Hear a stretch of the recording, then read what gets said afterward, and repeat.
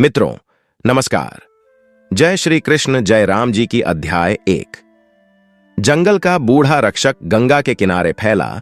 जंगल अपनी शांति और रहस्यमयता के लिए प्रसिद्ध था। यहां पक्षियों की चहचहाहट और झरनों की कलकल ध्वनि जंगल को जीवन देती थी। लेकिन इस घने जंगल का सबसे पुराना रहस्य था वह विशाल पीपल का पेड़।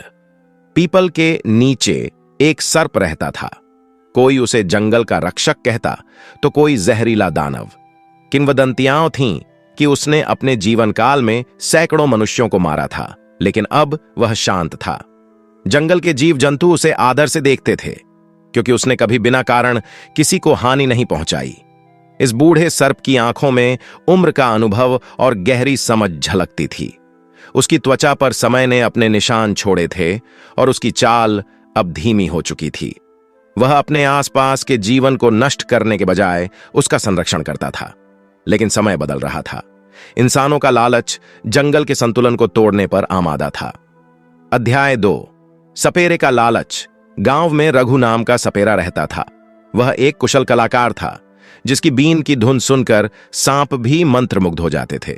लेकिन उसकी कला उसकी गरीबी को मिटा नहीं सकी थी। वह अपने परिवार के लिए एक बेहतर जीवन चाहता था।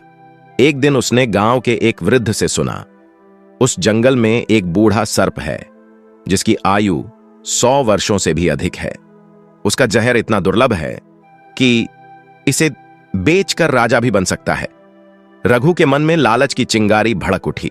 उसने सोचा, अगर मैं उस सर्प को पकड़ लूं तो मेरी गरीबी हमेशा के लिए खत्म हो जाएगी। मैं अपने बच्चों को अच्छा जीवन दे सकूंगा। अध्याय 3। जंगल की ओर यात्रा। अगले दिन सुबह रघु ने अपनी बीन, जाल और एक लंबा डंडा उठाया और जंगल की ओर निकल पड़ा। सूरज की पहली किरणें पेड़ों की शाखाओं के बीच से छनकर जमीन पर पड़ रही थीं। पक्षियों की चहचहाहट और झरनों की मधुर आवाजें वातावरण को जादुई बना रही थीं। जैसे जैसे रघु जंगल के भीतर गया, उसे महसूस हुआ कि यह कोई साधारण जगह नहीं है। हर कदम पर उसे ऐसा लगता जैसे पेड़, पौधे और यहां तक कि हवा भी उसे देख रही हो। लेकिन लालच ने उसके डर को दबा दिया। अध्याय 4। सर्प से पहली मुलाकात। रघु ने अंततः उस विशाल पीपल के पेड़ को देखा। पेड़ की जड़ें इतनी फैली हुई थीं कि वे किसी प्राचीन मंदिर की संरचना जैसी लगती थीं। उसने बीन निकालकर बजानी शुरू की। धीरे धीरे एक लंबा और बूढ़ा सर्प अपनी बिल से बाहर आया। उसकी आंखें चमक रही थीं, जैसे वे रघु की आत्मा के भीतर झांक रही हों। सर्प ने गहरी आवाज में कहा, तू कौन है और यहां क्यों आया है? रघु का हाथ जाल पर गया, लेकिन वह सर्प की आवाज से स्तब्ध था।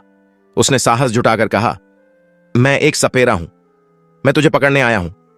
तेरा जरा अमूल्य है। सर्प हंसा। उसकी हंसी में अनुभव और उपहास दोनों झलक रहे थे। तूने अमूल्यता को केवल धन से जोड़ा है, लेकिन क्या तुझे पता है कि तू अपने इस लालच से क्या खोने वाला है? अध्याय 5। लोभ और अनुभव। सर्प ने कहा, मैं तुझे एक कहानी सुनाता हूं। मैं भी कभी तेरे जैसा ही था, लालची, शक्तिशाली और अंधा। मैं सोचता था कि मेरी ताकत के आगे कोई नहीं टिक सकता। लेकिन एक दिन मैंने अपने घमंड में एक बड़ी शिकारी चिड़िया का शिकार करने की कोशिश की। वह चिड़िया मुझसे तेज और चालाक थी। उसने मुझे घायल कर दिया। मैं महीनों तक जमीन पर पड़ा रहा। उस समय मैंने जाना कि ताकत और लालच का घमंड कितना विनाशकारी होता है। अगर तूने अपनी आंखें नहीं खोली तो तेरा भी यही हाल होगा। अध्याय। जंगल का संतुलन। सर्प ने आगे कहा, मानव, यह जंगल केवल जीवों का समूह नहीं है, यह एक परिवार है। मैं यहां छोटे जीवों को नियंत्रित करता हूं। अगर मैं नहीं रहूंगा तो यह संतुलन बिगड़ जाएगा। छोटे जीव अनियंत्रित हो जाएंगे, फसलें नष्ट होंगी और धीरे धीरे यह जंगल मर जाएगा। क्या तू अपने लालच के लिए इस जंगल का जीवन समाप्त करने को तैयार है? रघु ने चुपचाप सुना।